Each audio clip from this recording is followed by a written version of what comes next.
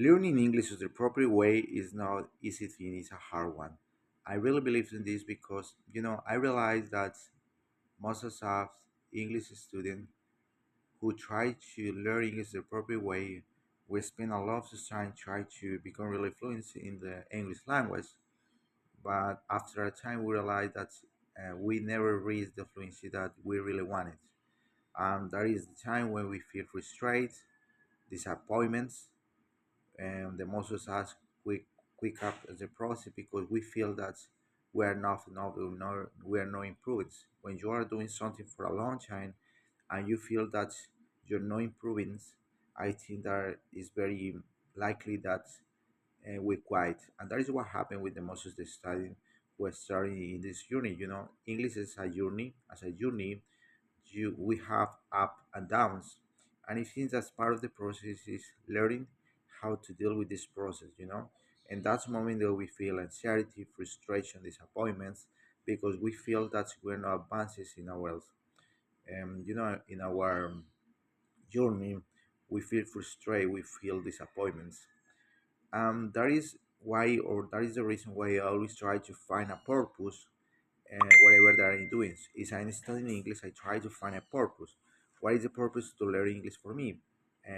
The purpose for me is become a really good speaker, have the opportunity to communicate with people abroad, but I really want to be professional language. So because I want to read the fluency, I always try to work on a daily basis because I had clear that the only way how I can to read the proficiency in English language is a practice on a daily basis.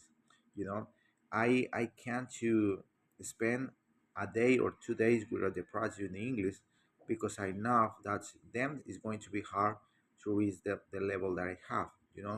So because language is a practice in itself, it requires to the practice and common on a daily basis. So every single day try to to wake up, try to spend time practice listening or speaking. I try to do different kinds of drills or exercises in order to maintain my habits. I create the habits, and now what I'm doing is trying to um, conservate the habit because I really think so that um, doing the same thing for a long period of time is hard. Maybe if you think that okay, I'm going to learn English for a week, okay, that will be easy. But when you realize that you have been studying English for a long time, in my case, I've been studying English the last 6 or 7 years of my life. Actually, I can't remember when was exactly when I started. I think that it was probably before the pandemic, when the pandemic started.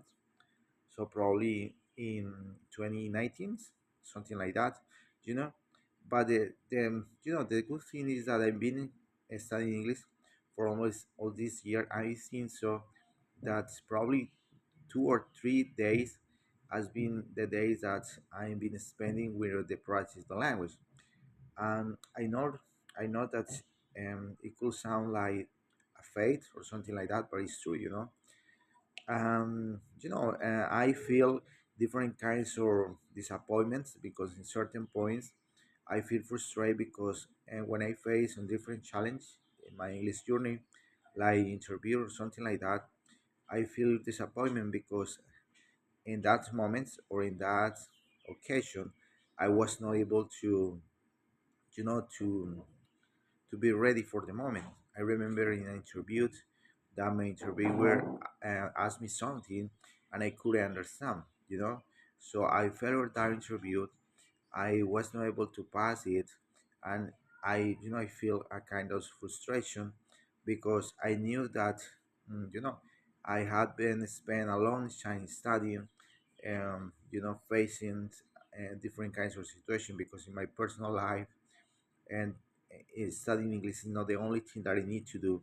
So I got to live with different kinds of issues in my problem, but I always try to put English maybe not in the first place, but in the second place of my life. And there is the reason why when I fail in English, I feel frustrated because I feel like it's not fair to myself.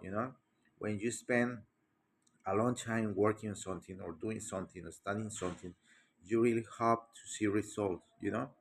And even when I knew that to become really fluent in English is going to take me time, I know at the same time that you know, I wanted to see result um, was a really progressive way, you know, because I knew that reaching the fluency is not something that is that it was going to happen overnight, but I really wanted to see result, different kind of result, different kinds of advances, you know.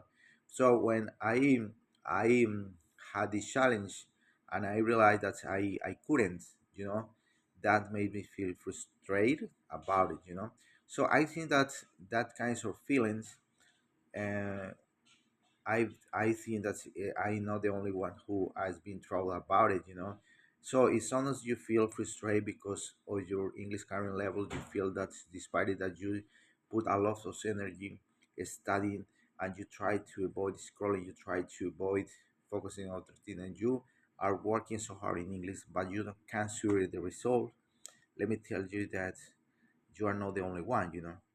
I went through about this feeling maybe probably 2 years ago.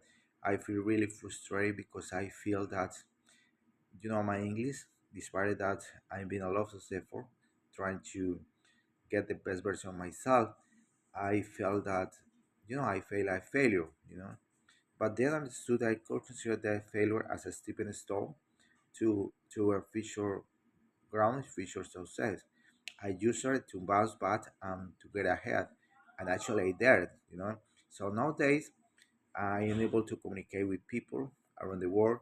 Actually, I take part of Zoom meetings.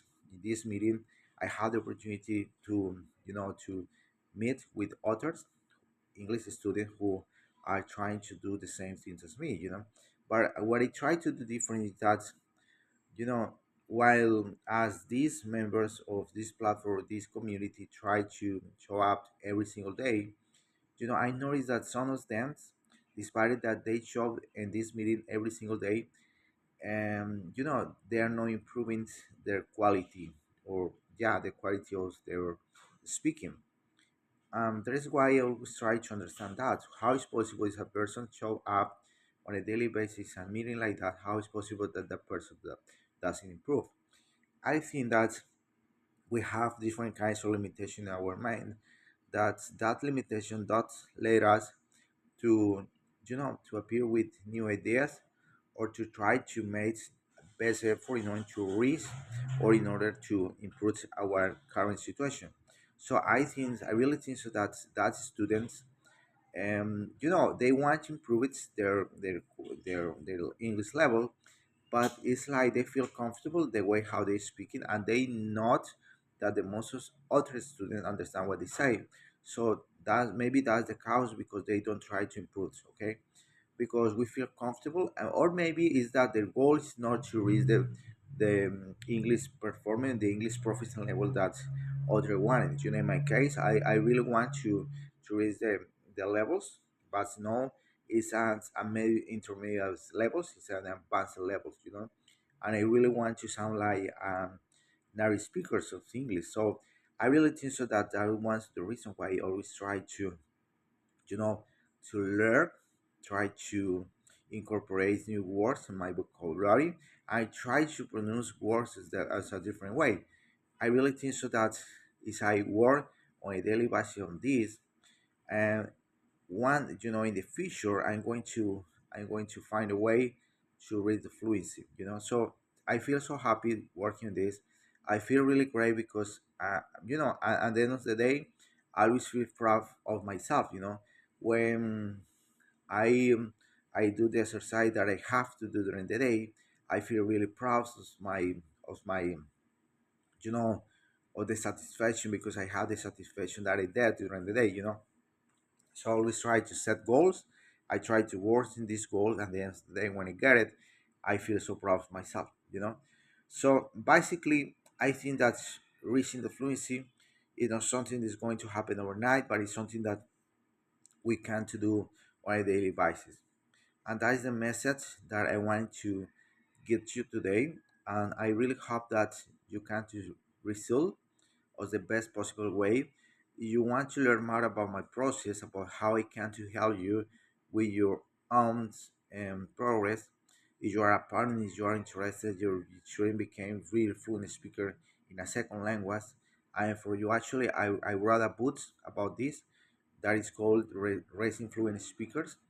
I really think so that I had a lot of knowledge and advisement about how to deal with the English. You know how to what is the best way how we can to reach the fluency, and how is the way how us as a parent we can to help our children to reach the fluency that they are looking for. We are their guides. We are those who can to make that they finally became fluent in English. You know, for me, that our children became fluent speaker as soon as possible is not up them, it's up to us. And in a next video, I'm going to explain to you why I consider this and why I really believe in this. Because actually, I can't do that because I'm a parent. I do the same thing with my daughter. I always wanted that my daughter became fluent speaker in English, and she did it. And right now I'm working with my son. I think that at the end of this year, he will be able to communicate with others in English.